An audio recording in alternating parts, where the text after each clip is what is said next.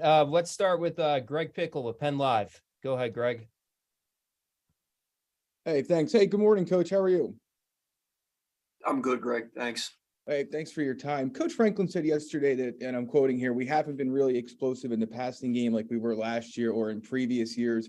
Why do you think that is? What can you do to fix it at this point, and how would that help you for the last 6 games of the year? All you can do is continue to work your fundamentals in the pass game. I think our schemes are depending on what type of defense we're playing, we're trying to attack those certain coverages and trying to create the best matchups we can. So we're working real hard on that from each week to week. But you just stay the course, and it's everything. It's not just the routage or the scheme necessarily. It's protections, it's timing, it's all those things wrapped in one. Let's go to Mark Brennan with Lions 247. Hey, Mike. Thanks again. As Greg said, appreciate you doing this today.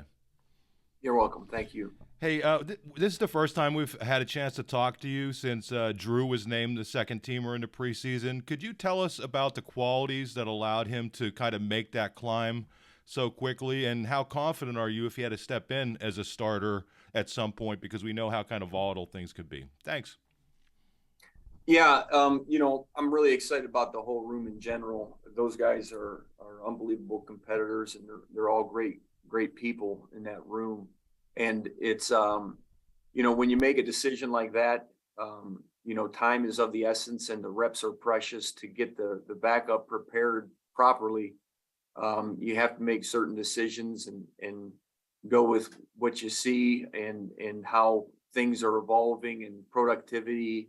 And all of those things, and Drew has come a long way since spring, and so CB's done some really good things, Bo's done some really good things, and they've all continued to improve. What we saw was the ability to stretch the field vertically, good vision in the pocket. We know he's a tough guy, with his big body and can handle, he's very durable in there. You never really know. And then he gets thrown in the Purdue game, and then, he seemed very, very comfortable in that setting. So that gave you, a little bit of confidence that he's able to handle the bright lights of that situation. So we're excited about him, and we're excited about the entire quarterback room here at Penn State. Let's go to Rich Garcellin with the Reading Eagle. Tyler Donahue, you're on deck. Hi, Mike. How would you describe the state of the running game right now? And how would you evaluate the 2 freshman backs, Nick and Katron? Yes, sir. I think the state of the running game, when we look back on it, we've really improved ourselves there. I think yards per carry at this point in the season, we were 117th last year. Now we're, top 30 somewhere. So that's significant improvement. If we can continue to make strides in that area, we're going to continue, be satisfied with that. And that's all we can do, is just try to continue to build and try to get better in every facet of the offense. And you're never satisfied. So we have to continue to build on that. But the young running backs have been really good. Obviously, the ball security issues on the wet day, we've worked real hard on that. We always have, and we always will. But they're getting better. They're understanding the game more. It's coming easier to them week in and week out.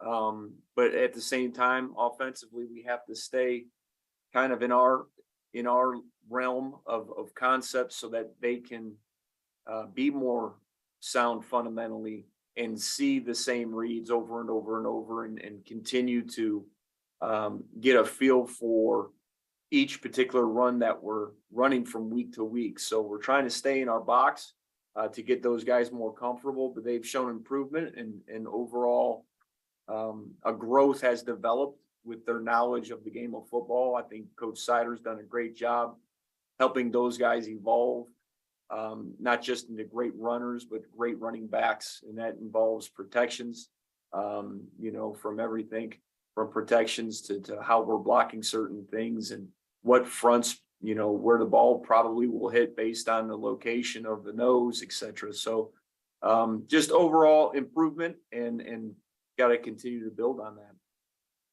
Let's go to Tyler Donahue, Lions 247, and then Audrey, you're on deck. Hi, Mike. I hope you're well.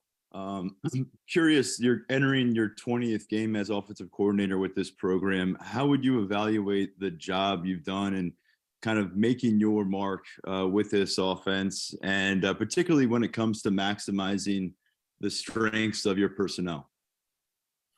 Yeah, I think overall, as an offensive coordinator, I think what you have to do is adapt. I think we've done that, and we have to continue to do that and adapt to our personnel strengths based on, game plans and matchups and all those sorts of things, continue to evolve and find ways to move the football, be very complimentary, put the defense in conflict on every single play that you're running.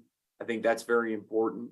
And so, I'm not one to evaluate myself. That's Coach Franklin's job to do that. I'm just trying to work my tail off, give great effort, and put these players in the best position possible to be successful, to also lean on my staff for communication and be able to listen and be able to take input, and then ultimately got to make some tough decisions, and then, give our guys the best chance for success on Saturdays. That's my role. I'm here to help them in any way that I can. It's not about me. It's about these guys that give great effort on a day-to-day basis, the way they practice. It's tremendous. It's fun to be around these guys, and I just want to do my part, be organized, communicate well, motivate, and let it fly on Saturdays. Let's go to Audrey Snyder with The Athletic, and then Elton, you're on deck. Hey, Mike, thanks for the time. How would you evaluate Sean Clifford's play so far? And also last week, we see Drew go in at Michigan. How do you think he did in that particular moment? Yeah, Sean has had some great moments throughout the course of the year. He's really, the one thing that sticks out most obvious to me is, the Purdue threw an interception, critical part of the game, and then comes right back and leads us down to victory in the 2-minute drill. And that's really epitomizes Sean, his toughness, what he brings to our team. He's invaluable to everything he does from a leadership standpoint, from a toughness standpoint. He does all the little things that a true freshman quarterback may overlook at times. And those are important things for the overall offense. To be successful, and for us to be able to adapt and to change and to maybe check a play here or motion a receiver based on coverage and all of those sorts of things. He gets that, and he's able to coach that to the younger guys. So, what he's done for us this year has been great, and we need to see him continue to improve and be more efficient. And that's everything around him as well. I think quarterback sometimes is a microcosm of everything else that goes on around the quarterback. He needs to continue to improve. He's made obviously some plays that he'd like to have back. But I think what you're going to see is continual improvement because he works his butt off. And when guys work their tail off and practice really hard and dedicate themselves, they are going to get better. So Drew, second part of the question, Michigan game, he had some balls that he needed to throw better. He had a couple long balls I thought that he could have put on the money and gave us a chance to be explosive there in the pass game. He knows that. He knew that coming off the field right when it happened. But he played tough. He's a physical guy that loves to compete, and he's fun to watch. So I think we were in a particular ball game when he went in where you're down and you can't really help him with, staying on schedule and making easy throws. They were pressuring us. We had to throw it. We had to push the ball down the field, and he went into a really tough situation. So he competed his butt off. That's all we can ask. Let's go to Elton Hayes, and then John Sauber, you're on deck. Hey, Mike, thanks for your time this morning. You guys are going up against a Minnesota team that excels with time of possession. This week going into this game, what are some ways that you're working on the offense to ensure that it kind of stays on the field longer, extends drives, and stays on schedule? Thanks. Yes, sir. Very important there. They're a very good third down defense. So third down's been a big stress point, obviously, for us this week. We have to improve in that area, especially going against such a tough defense in that particular situation. So that's big. But, you know, what helps you on third downs is being efficient on first and second down. So it all correlates. So we got to make sure that we do a great job with our opening drive and our early first down calls, P and 10 calls, possession and 10, and making sure that we're staying ahead of the stick, staying on schedule, and so that we can stay on the field and keep our defense off the field. We'll go to John Sauber with the Center Daily Times, and Corey Geiger, you're on deck. Hey, Mike, how involved is James with the game planning of the offense, and how does that compare both to last season and other coaches you've worked for, whether it's similar or dissimilar? Yeah, coaches in every offensive meeting, sometimes he gets pulled from them quite a bit with his head coaching duties. But he gives great input each game plan, and that's the same as it was last year. And it's very similar to what it was for me at Oklahoma State and really at Texas as well. So a lot of supportive input and, you know, stamping out things that maybe he doesn't particularly care for. Which is helpful. You got to let your ego down and put everything aside and be able to listen to not just the head coach, but every coach in the room. I think we have a fantastic room with all of our assistant coaches, analysts that are involved and give you tremendous input. And, you know, you have to be willing to listen, and we all want to do the same things. We're all in this together, and it's a fun, collaborative effort here. We'll go to Corey Geiger and then John McGonigal. You're on deck. Mike, you said something interesting a few minutes ago. You said about Sean, he does all the little things that a true freshman quarterback may overlook at times. Now, obviously, so many people want to see Drew play. Maybe you know that, maybe you don't. I don't know. But he is a true freshman quarterback. So what are some things that a true freshman quarterback, even in week 7, still has to be able to show the little things, like you said, Sean can do? Yeah. I don't want to misspeak and say that he's not doing the little things, but it's just there's some details that you can cover in a meeting that, you know, when you get to the field and the bullets are flying and it's in the heat of the moment, you know, being able to make the correct call or whatever it is from an assignment standpoint that we need. There's also a lot of different things that can happen in a ball game that you didn't cover. Maybe it was an adjustment by the defense or a look that you didn't see on tape that you'll have to be able to recall. And, you know, if you play college football for 6 years, there's going to be a different amount of recall than someone who doesn't have that experience. You can reflect back on past experiences. Maybe you had to deal with this back in 2019. There was an overload blitz, and, you know, maybe it was the safety that was tipping it, and the call was, you know, peanut butter and jelly to that to get the left tackle all the way out. And that peanut butter and jelly call is you know, something that we could get to throughout the game and easily make that adjustment. You know, whatever you want to call it, you know, from a definition standpoint is what it is. But I think those are the things that really help an experienced quarterback, you know, have that edge from a competitive standpoint. I mean, you look at all of the very successful NFL quarterbacks over the years, you know, the most successful quarterbacks have been at a place within a system over a course of time.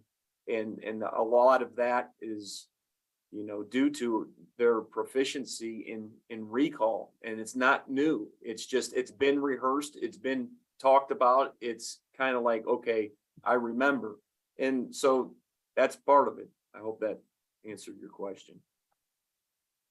Let's go to Johnny McGonigal with Penn Live. Donnie Collins, you're on deck. And Mike, following up on that a little bit with Drew, he's already played in 5 games, you know, not redshirting this year.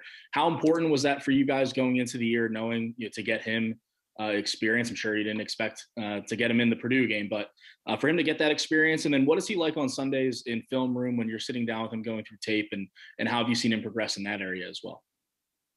Well, I mean, getting the quarterback experience early obviously has tremendous benefits for all the reasons, right? All the obvious reasons. So your question is, how important is it? It's very, very important. So what was the second part of the question there? How's he on Sundays? Yeah. He's a pro. It's really important to him, and it's really important to all of our guys. They're all in that film room.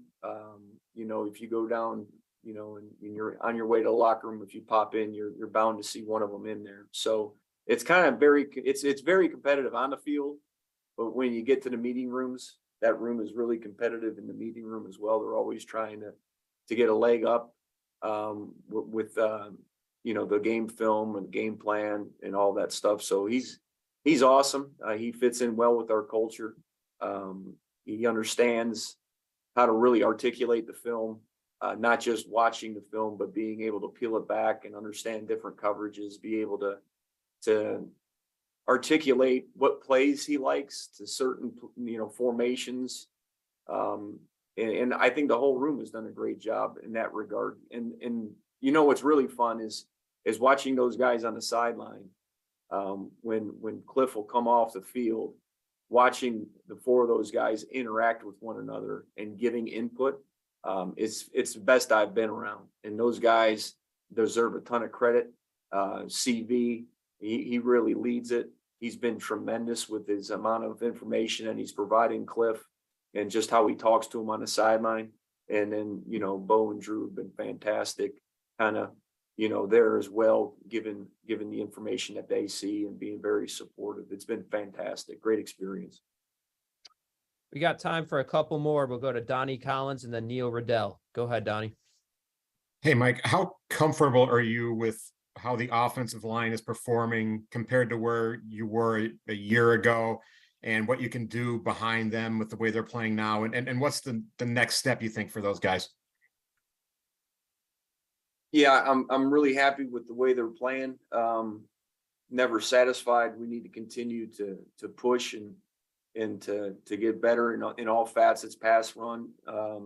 But obviously they've made significant strides. I think we're seeing that. And we need to continue to build on that, and so we're going to go back to work today and then clean everything up that we did on Tuesday and Wednesday, and then let the fur fly on Saturday. Last question, we'll go to Neil Riddell, Altoona Mirror. Hey, thanks, Greg and Mike. Mike, could you talk about your use of the tight ends? Are people taking them away more than possibly earlier in the season, or do you think you guys could be getting the ball to them a little bit more? Yeah, we could get to them a little bit more, I think, for sure. Depending on who you're playing from week to week and how they match up. But yeah, we have a plan every week to get our tight ends touches, and need to continue to build on that and make them a big part of this offense. They're a very talented group. The thing about tight end touches and the some of the things that are challenging, just to me, to be an open book to you, is sometimes you like to chip tight ends, especially in a drop back pass game, so you can help the tackle out. Well, anytime you're chipping a tight end, it's hard for them to be primary receivers, so they're typically a check down in that situation.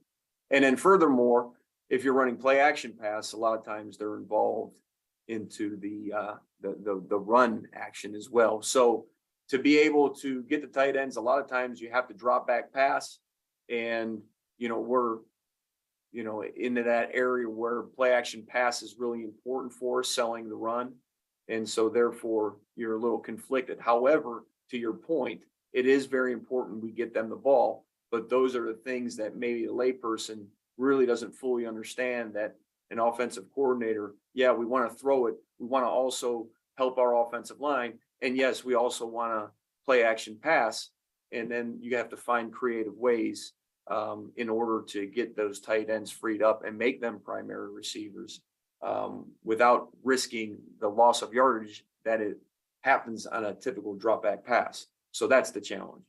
So that's why I'm losing the hair. See. Thank you very much, Mike. We'll end it on that. Appreciate All right. everybody for See joining you us guys. today.